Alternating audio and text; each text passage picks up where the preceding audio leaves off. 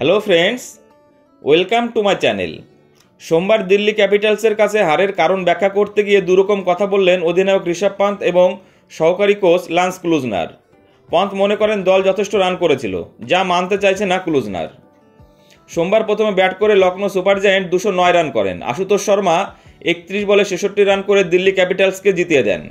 হারের পর লখনৌর অধিনায়ক পান্ত বলেন, আমাদের ব্যাটাররা ভালো খেলেছে, এই উইকেটের জন্য যথেষ্ট রান তুলেছিল তারা।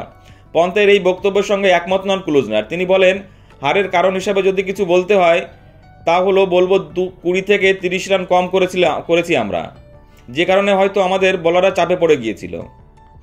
দিল্লির প্রশংসা করেন ক্লুজনার। তিনি বলেন, দিল্লি খুব ভালো ব্যাট করেছে, কিন্তু ওরা জয়ের কথা ভাবতে পেরেছে কারণ আমরা যথেষ্ট রান করিনি। খুব ভালো উইকেট ছিল, বল স্পিন করছিল, সকলের জন্য কিছু না কিছু ছিল এই পিচে।